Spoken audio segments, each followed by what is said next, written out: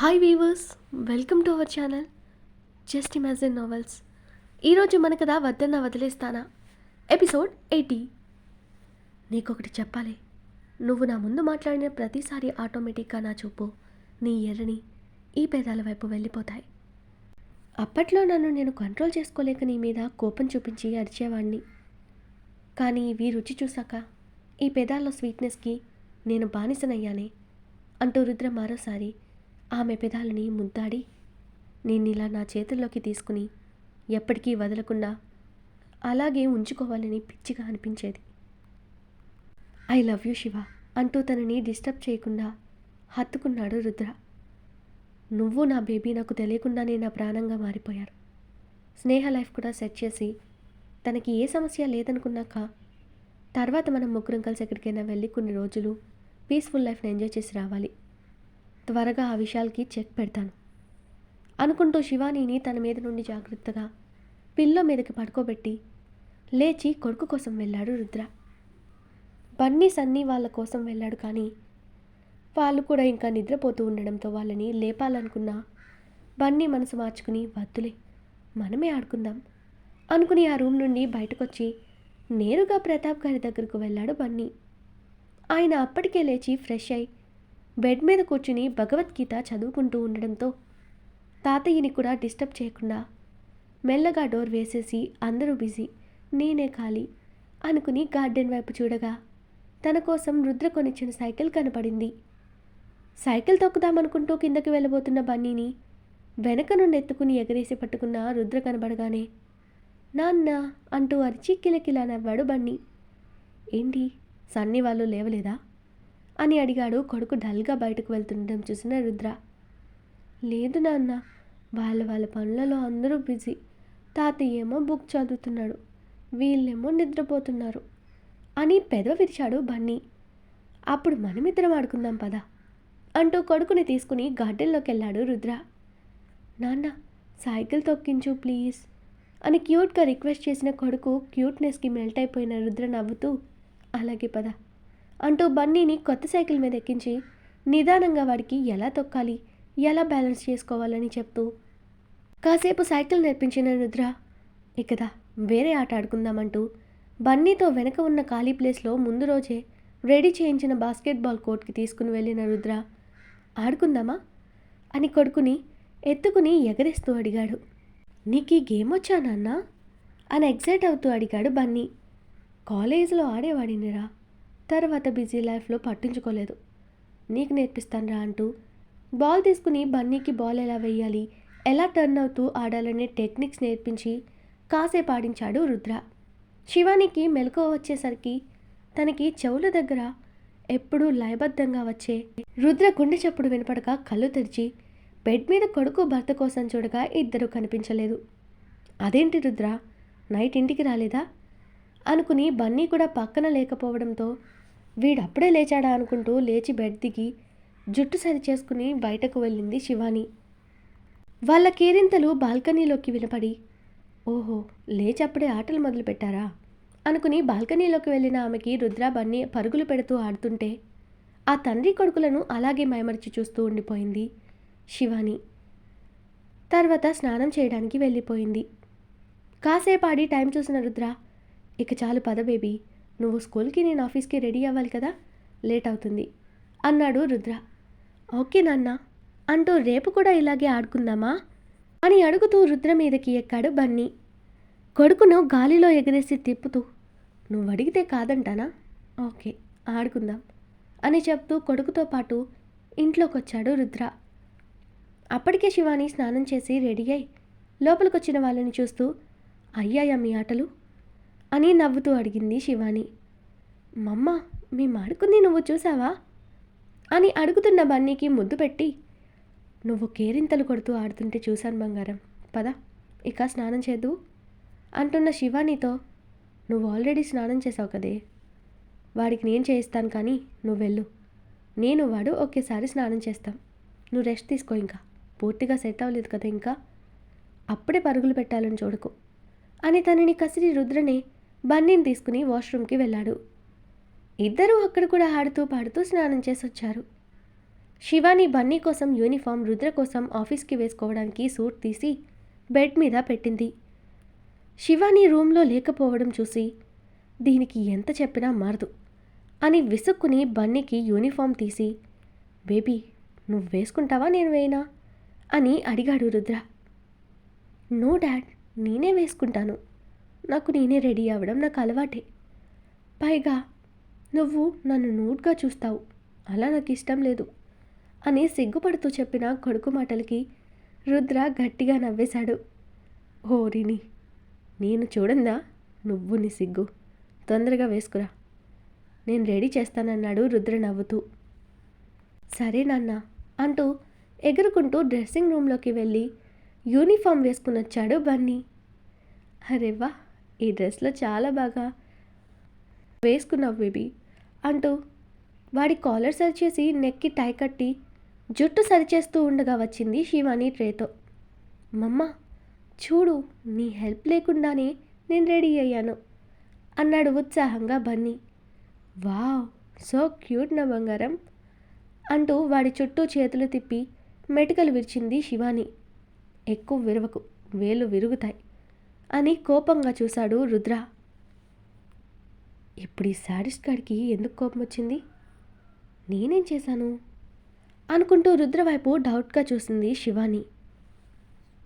ఏంటా చూపు, వాడికి టిఫిన్ పెట్టు అని సీరియస్గా ఆర్డర్ వేశాడు రుద్ర శివానీని. బన్నీ ముందు తను కాస్త నోరు తెరిచి ఏదైనా అన్నా వాడికి తాము గొడవ పడుతున్నామనుకుని భయంతో ఏడుస్తాడని శివాని సైలెంట్గా వెళ్ళి బెడ్ మీద కూర్చుని వాడిని తన ఒడిలో కూర్చోబెట్టుకోపోతే వాడిని బెడ్ మీదనే ఉంచి తినిపించన్నాడు రుద్ర. సరే అని బుద్ధిగా వాడిని అలాగే కూర్చొనిచ్చి మెల్లగా వాడికి పెడుతూ రుద్రకి కూడా తినిపించడం కోసం చేయి చాపింది శివాని. రుద్ర సీరియస్గా చూడగానే, ఇష్టం లేకపోతే నార్మల్గా వద్దని చెప్పొచ్చుగా, ఎందుకు అలా చూపులతో భయపెడతావు? ఇప్పుడు నేను అంత కోపం తెప్పించే పని ఏం చేశాను అని మూతి ముడిచి అడిగింది శివాని. కొట్టానంటేనా? నువ్వు పేషెంట్ వని నీకు గుర్తుందా అసలు? ఓ ఎగురుకుంటూ కిచెన్లోకి పోయావు అన్నాడు రుద్ర కోపంగా. అబ్బా, నేను వెళ్ళినా అక్కడ ఏం చేయలేదు స్వామి, మీ అక్క చేసినవి తీసుకొచ్చాను. మెట్లు కూడా ఎక్కలేదు, లిఫ్ట్లోనే వెళ్ళొచ్చాను. అంత మాత్రానికి ఇలా అరవాలా అంటూ ఏడుపు మొహం పెట్టింది శివాని. బన్నీ రుద్ర వైపు చూసి, నాన్న మమ్మీని మనకు ప్లీజ్ అని రిక్వెస్ట్ చేశాడు. ఇదివరకైతే బన్నీ ఎదురుగా శివానీని రుద్ర అలా కోప్పడితే రుద్ర మీదకి గొడవకు వెళ్ళేవాడు. ఇప్పుడు డాడీ కావాలి, అమ్మ కూడా కావాలి కాబట్టి అలా గొడవ పడలేకపోతున్నాడు పాపం. మీ అమ్మ చెప్పినట్టు వింటే నేనెందుకు కోపడతాను బేబీ అన్నాడు రుద్ర బన్నీతో. మమ్మ నువ్వు పనులు చేయకు, నీకు లెగ్ పెయిన్ అన్నావు కదా, అందుకే నాన్న చెప్పే వరకు ఏమీ చేయకు. నీకేం కావాలన్నా మేట్స్ ఉన్నారు కదా, ఫోన్ చేస్తే వాళ్ళే తెచ్చి పెడతారు కదా అని క్యూట్గా చెప్తున్న బన్నీని చూసి రుద్ర వెటకారంగా, చూడు వాడికి తెలిసినంత కూడా నీకు తెలియదు అంటూ దెప్పి శివానికి మరో పక్క కూర్చుని ఆమె చేతిలోని ప్లేట్ తీసుకుని బన్నీతో పాటు శివానికి కూడా తినిపిస్తూ తను కూడా తినడం స్టార్ట్ చేశాడు రుద్ర. రుద్ర కోసం స్నేహ ఆ రూమ్లోకి వస్తూ వాళ్ళ ముగ్గురిని అలా చూసి సంతోషంగా తన ఫోన్లో ఓ పిక్ తీసుకుని సైలెంట్గా వెనక్కి వెళ్ళిపోయిందామె. సురేఖ పిల్లలకి టిఫిన్ పెడుతుంటే, అక్క నేను వాళ్ళకి తినిపిస్తాను, నువ్వు కూడా కూర్చుని టిఫిన్ తిను, తర్వాత నాన్నకి నేనే పెట్టి టాబ్లెట్ ఇస్తాను అంది స్నేహ. నీకు ఆఫీస్కి టైం అవుతుంది కదా స్నేహ, రుద్ర కోసం శివాని టిఫిన్ తీసుకెళ్ళింది, తనతోనేగా నువ్వు ఆఫీస్కి వెళ్తున్నావు అని అడిగింది సురేఖ. అవును, కానీ అన్నయ్య వీళ్ళని స్కూల్లో డ్రాప్ చేయాలి కదక్క, అన్నయ్య వచ్చేలోగా నా పనులన్నీ కంప్లీట్ చేసేస్తానులే అని చెప్తూనే సన్నీకి టిఫిన్ తినిపించడం స్టార్ట్ చేసింది స్నేహ. అప్పుడే ఉరుములేని పిడుగులా హాయ్ అంటూ లోపలికొచ్చాడు విశాల్. అప్పటిదాకా నవ్వుతున్న స్నేహకి అతన్ని చూడగానే లోపల టెన్షన్ స్టార్ట్ అయింది.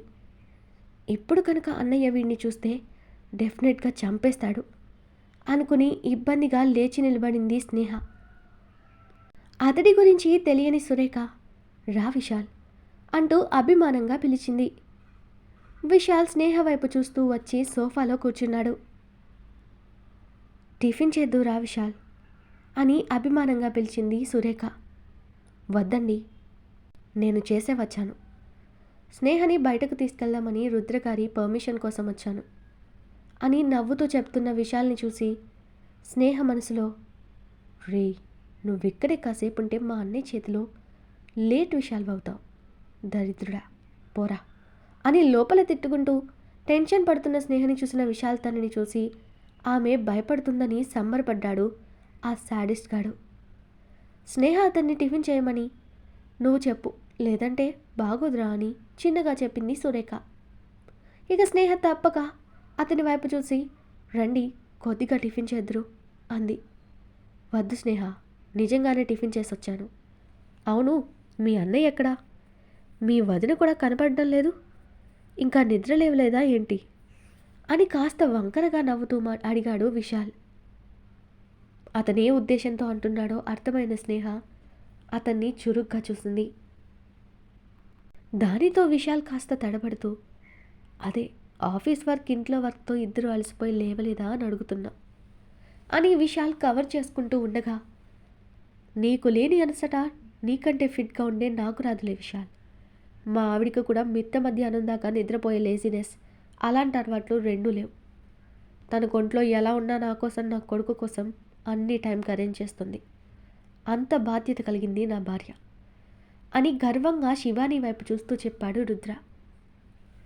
రుద్రని చూడగానే ఆటోమేటిక్గా లేచి నిలబడిన విశాల్ రుద్ర తనని కించపరచడం కంటే కూడా తన భార్య గురించి గొప్పగా చెప్పడం, అంత అన్యోన్యంగా వాళ్ళు ఉండడం చూసి అతని మనసులో జలసి మొదలైంది. కానీ పైకి మాత్రం నవ్వు నటిస్తున్న విశాల్, అబ్బే, మీరు ప్రత్యేకంగా చెప్పే అవసరం లేదు రుద్రగారు, శివాని గారిని చూస్తేనే తెలిసిపోతుంది అన్నాడు. రుద్ర అతన్ని కూర్చోమంటూ చేత్తో సైగ చేస్తూ అతని ఎదురుగా ఉన్న సోఫాలో కాలు మీద కాలు వేసుకుని స్టైల్గా కూర్చున్నాడు రుద్ర. అతని యాటిట్యూడ్కి విశాల్కి లోపల మండుతున్నా పైకి మాత్రం ఏమనలేక కూర్చున్నాడు సైలెంట్గా విశాల్. స్నేహ టెన్షన్గా చూస్తూ ఉంది ఎక్కడ రుద్ర అతనితో గొడవ పడతాడోనని. సురేఖకి శివానికి విషయం తెలియక రుద్ర ఎందుకు విశాల్తో అలా మాట్లాడుతున్నాడనుకుంటూ చూశారు. అన్నీ కలిసొస్తే ఆ ఇంటికి కాబోయే అల్లుడు మర్యాదలు చేయాలని భావించిన శివాని విశాల్కి కాఫీ ఇద్దామని కిచెన్లోకి వెళ్తుండగా ఆమె ఉద్దేశం అర్థమైన రుద్ర శివ అని కమాండింగ్ వాయిస్తో పిలవగానే అతని వాయిస్లో గంభీరనకి శివాని భయంగా తిరిగి చూసింది. నువ్వెక్కడికి వెళ్లాల్సిన పని లేదు, ఇలా రా అని సూటిగా పిలిచాడు రుద్ర.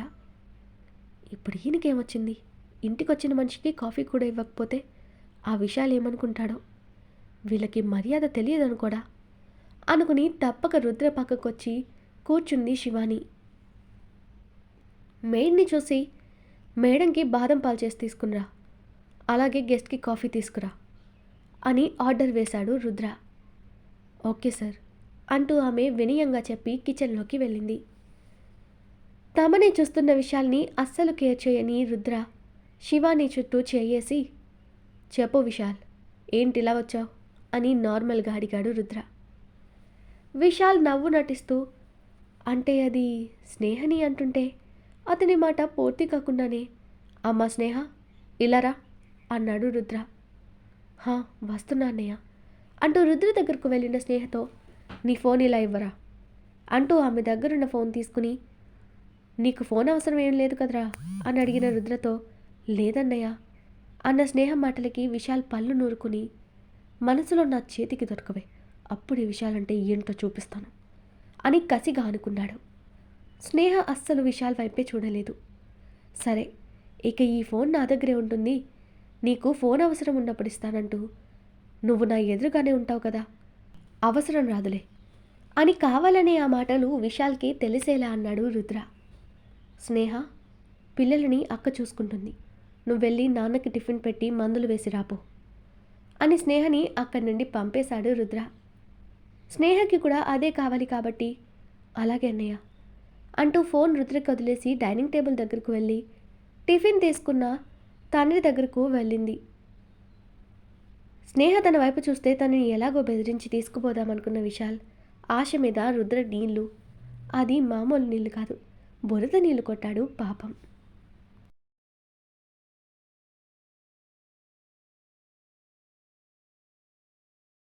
ఈరోజు మన కథ ఇక్కడితో కంప్లీట్ అయింది.